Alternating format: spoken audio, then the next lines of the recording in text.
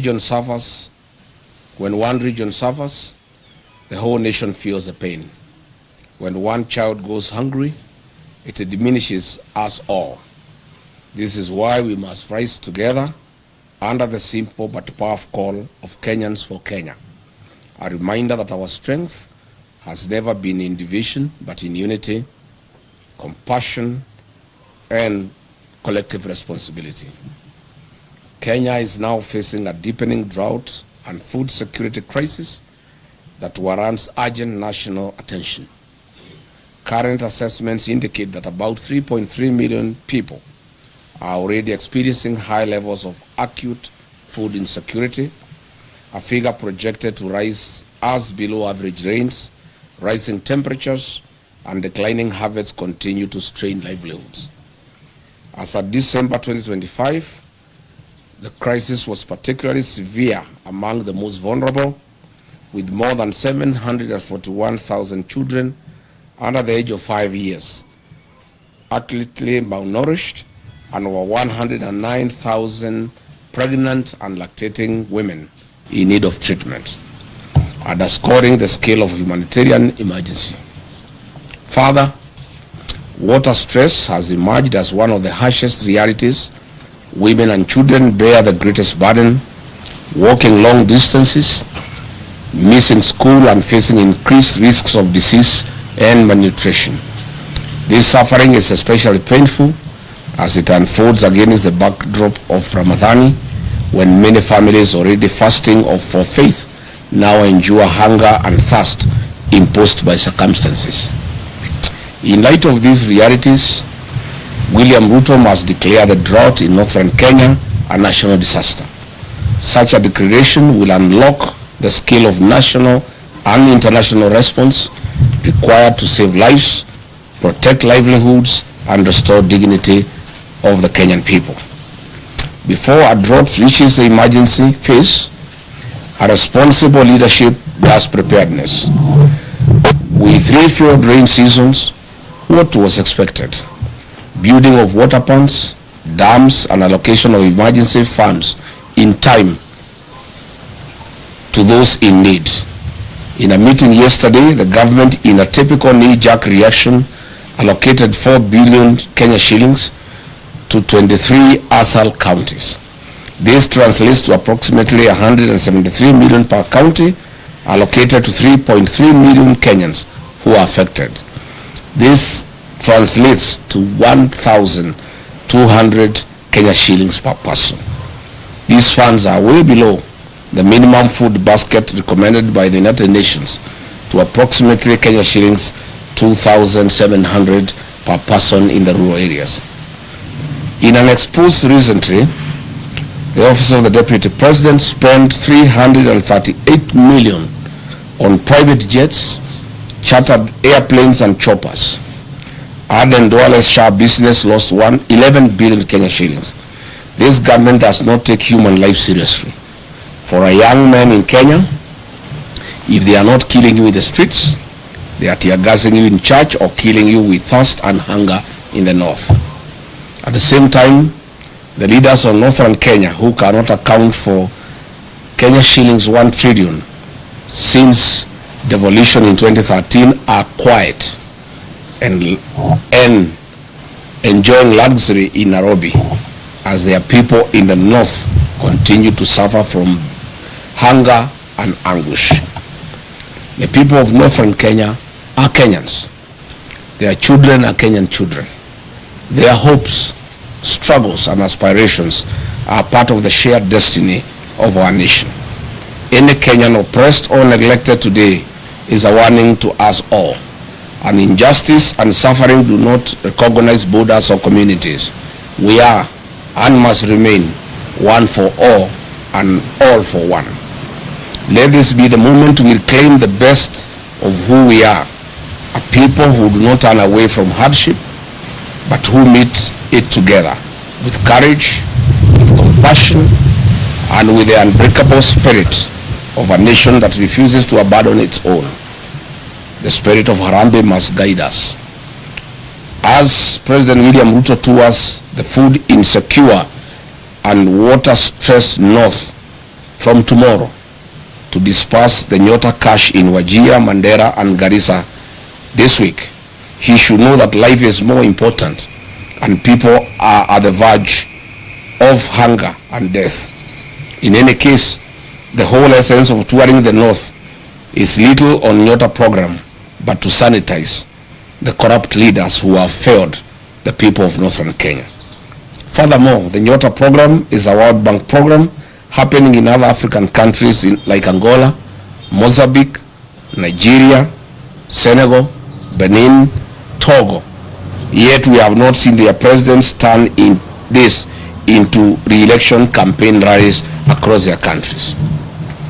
As a DCP party that is built on the philosophy of listening to the people, Kenyans have sent us overwhelming questions and concerns about the North and promises made by one William Ruto. Mr. William Ruto, as you go to dance on the podiums in the North this week starting from tomorrow, do not forget to tell the people of the North why only less than 35% of the population have access to basic clean and safe drinking water compared to the national average of about 68%. The North too are Kenyans. Mr. William Ruto, in the North, over 850,000 school-going children did not attend school last year, and the same for this year. Mr. William Ruto, the schools in the North have no classrooms, no laboratories, no teachers. Children standing at the trees. Does this prick your humanity, if at all any is left as you head to the North? Mr. William Ruto, health is in the North is just as bad. In Mandera County, half of all women give birth at home without a nurse or a medical doctor. Only 6% of children aged 12 to 23 months are fully vaccinated. I do not know whether you understand what this means to the future of the North and Kenya. Garissa County records the highest maternal deaths in the country, with 247 women per every 1,000 dying during childbirth. Your closest friend and partner, Aheand is the CS for Health, and he comes from Garissa. Tell him to explain this phenomena to the people of Garissa and the North. You should also explain why you don't ask him these hard questions. Mr. President, in Wajir County, 90% of the population lives in extreme poverty, the highest in Kenya. Marsabit records 85.8%, while Mandera, Isiolo, and Garissa each have over 77% of their people struggling to survive. These are not just numbers. They are mothers dying, children going hungry, and families suffering every day. And because, William Ruto, you are part of the mess in the North through lies and fake promises, please, before you make other promises starting tomorrow, note that the promises you have made to the North in the last 3 years are running into trillions of shillings burdened in lies. We take the trouble to remind you some of them. Mr. President, on 25th of November 2023 at Loyangalani Cultural Center in Marsabit County, while attending the Marsabit Lake Turkana Cultural Festival, you openly lied to the residents of Marsabit that they will be connected to the national electricity grid through Lake Turkana with power by the year 2024. We are in 2026 and the status quo remains. Mr. Ruto, you lied that power main grids would be constructed immediately in the towns of Moyale, Marsabit and North Hall.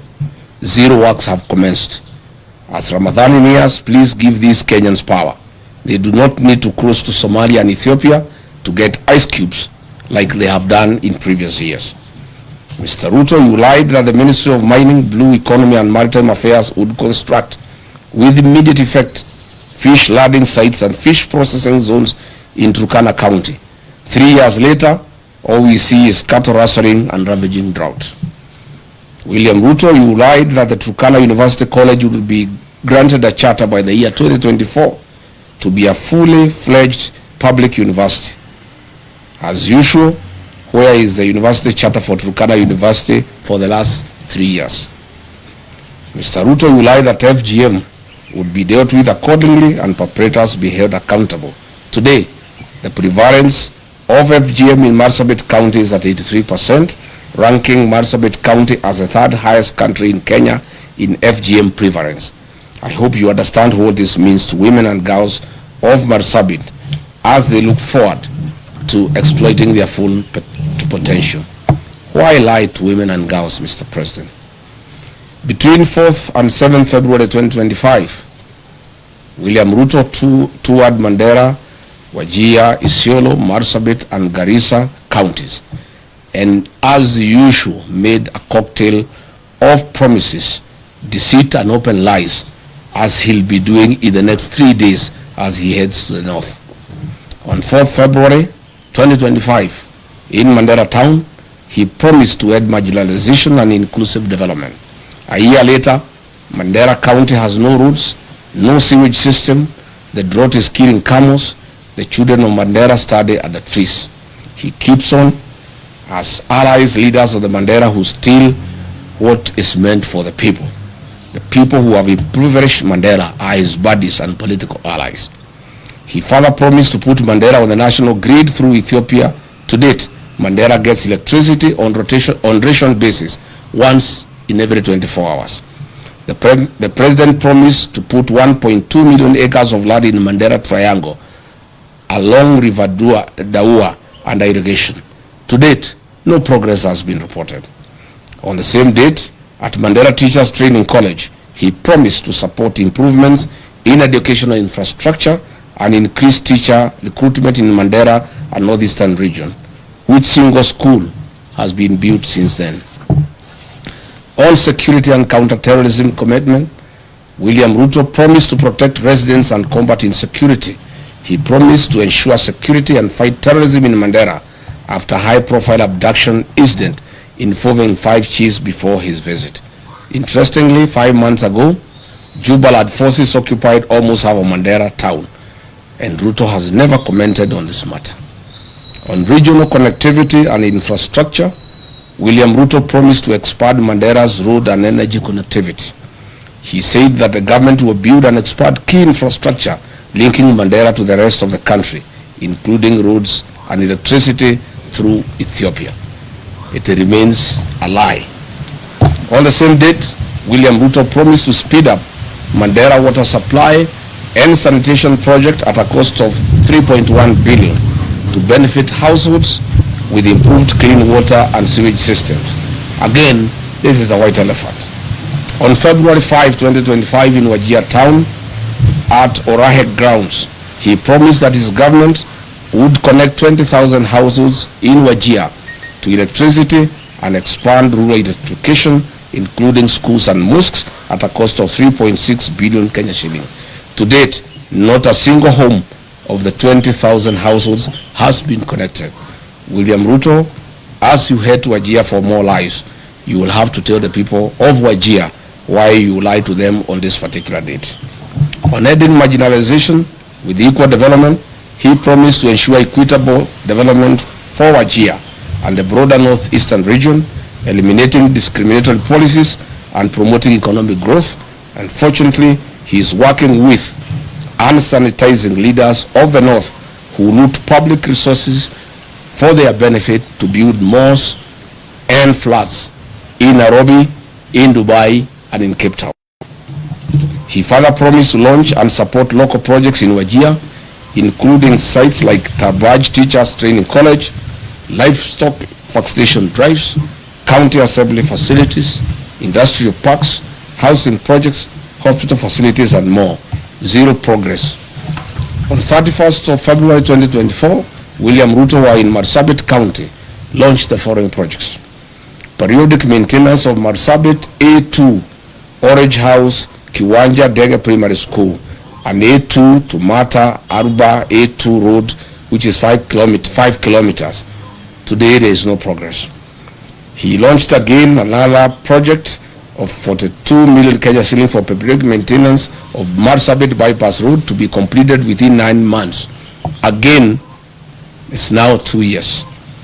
William Ruto launched the periodic maintenance of Saku Modern Market to Shauri Yako Marsabit Road at a cost of 17 million. This was to be done within 9 months. 3 years later, there's no progress.